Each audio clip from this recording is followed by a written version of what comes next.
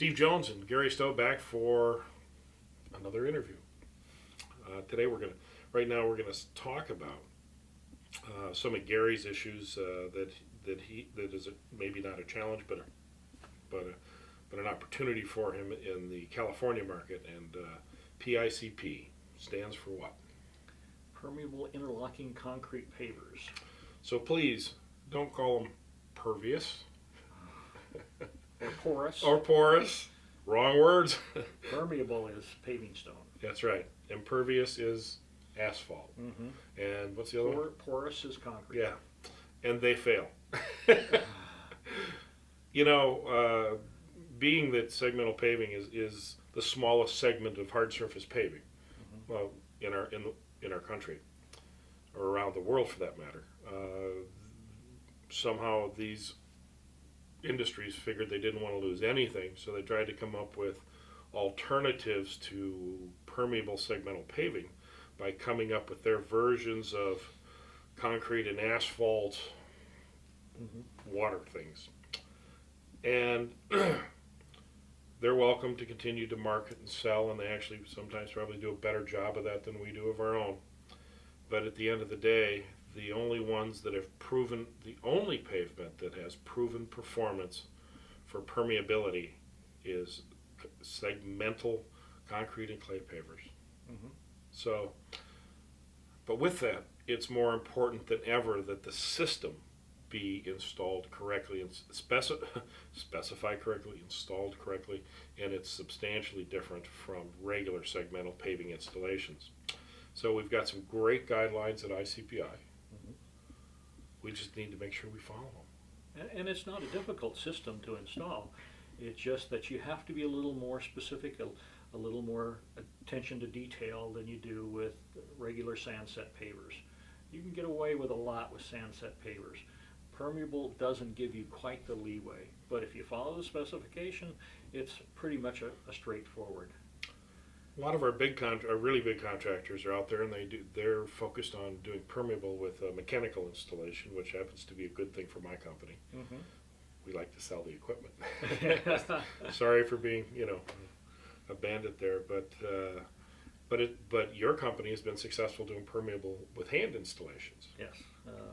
My market is a little bit different. I don't have a lot of commercial venues there in our area. It's mostly residential, but we're doing large enough residential that they will be equivalent to small commercial jobs. But they're much more detailed. There's more colors. There's more sizes. There just doesn't fit the mode for mechanical installation.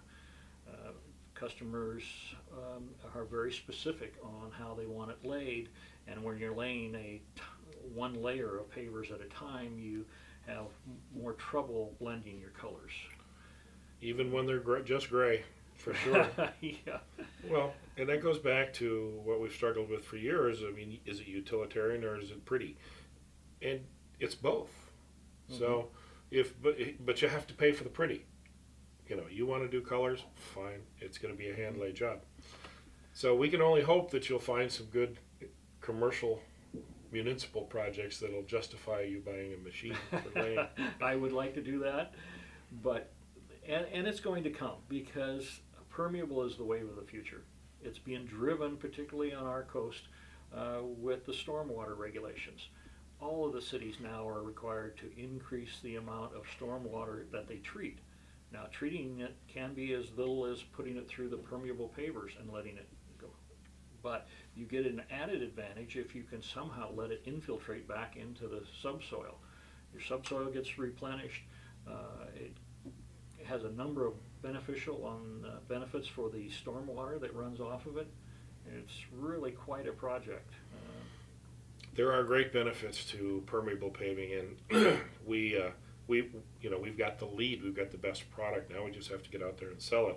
Residential stuff. I don't know how the regulations are out in California, but I know like in Minnesota and Wisconsin, you've got X number of percentage of your surface that you're allowed to put hard surface on. Lot coverage. Yeah, and it varies by location, but it's interesting that they've proven that your standard grassy area has more runoff than a pavement.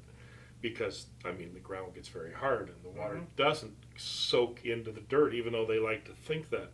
So we don't want to call out those tree huggers that may want to say, that the ground absorbs the water, because it really doesn't work well.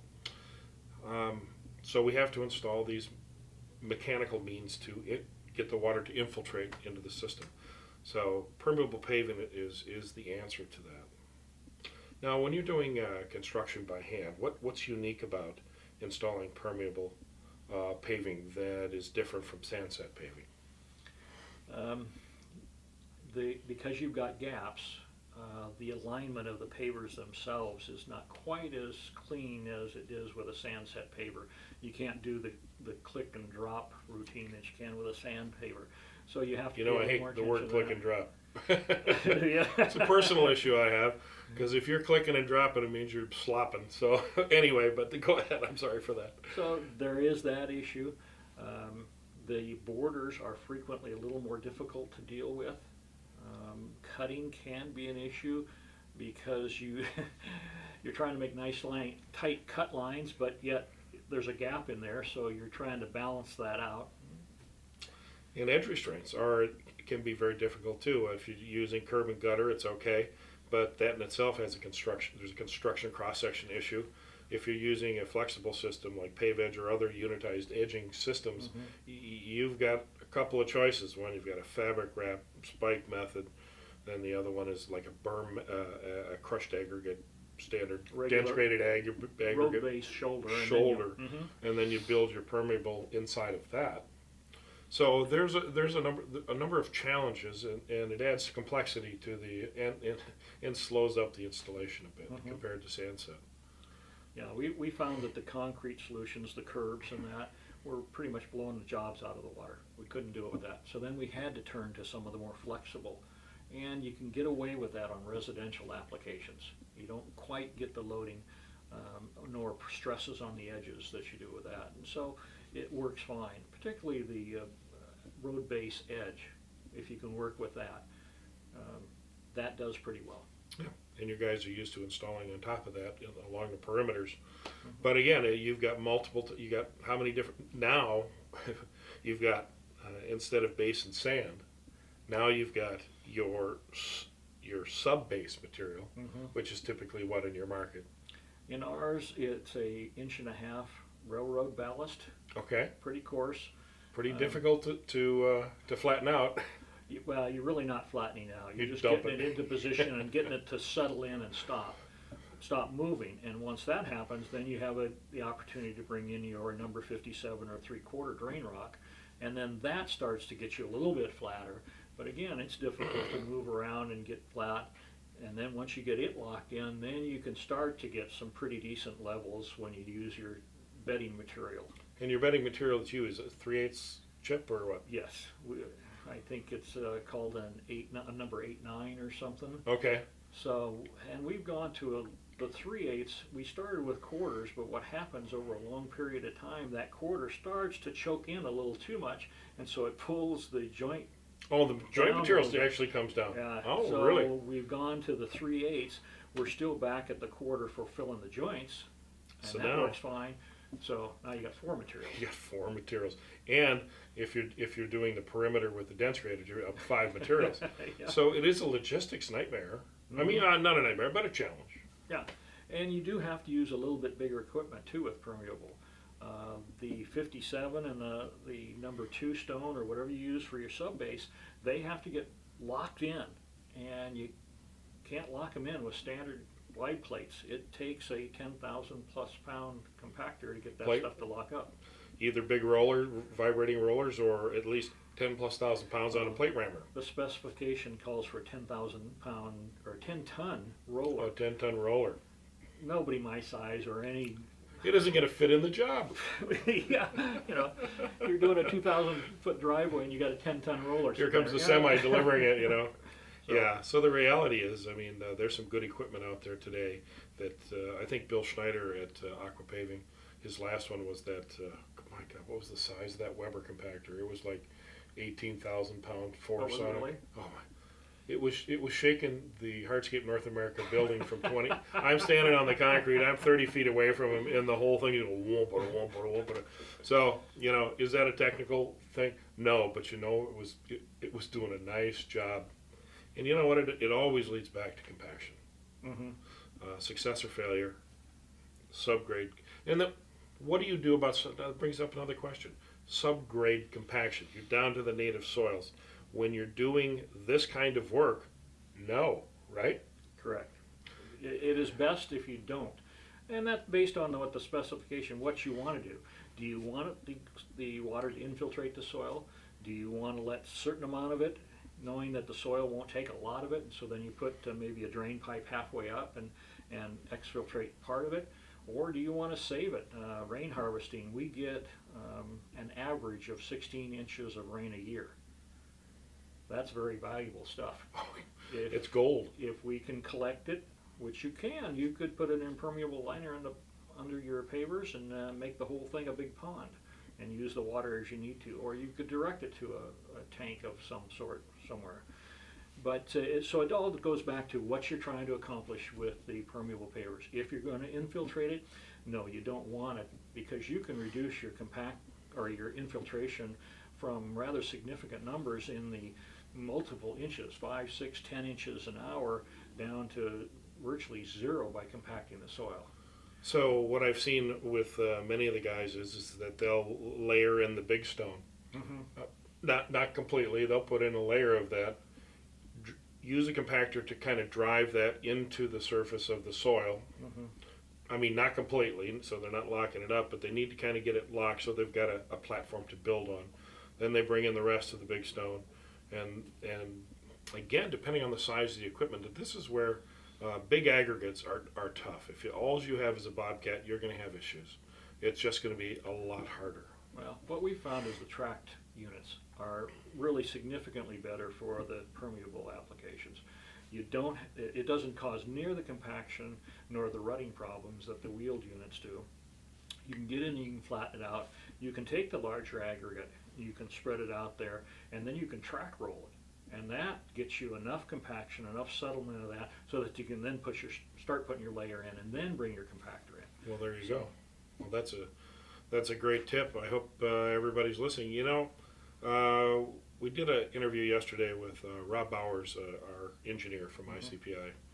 And if anybody's out there who's going to happens upon or gets their first big permeable job, you're not alone. Contact ICPI, go to the staff page at icpi.org and call Rob Bowers and ask for some help, ask for some guidance. That's what it's there for.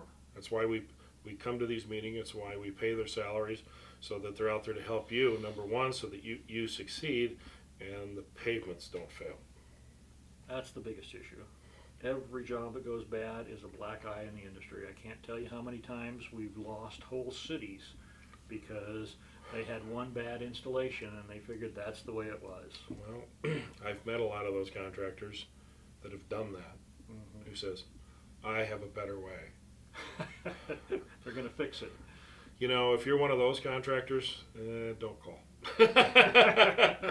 You have to be willing to accept the fact that there are people out there that spends their whole lives supporting, developing, and engineering this type of pavement, and we're all there to help. But if you've got a better way,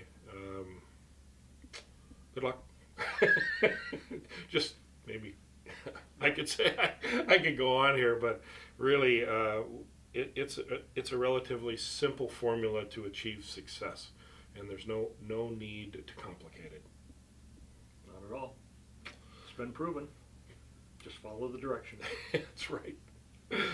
Well, Gary, again, thank you so much for taking the time and helping, and you're more than welcome to try to reach Gary at his office.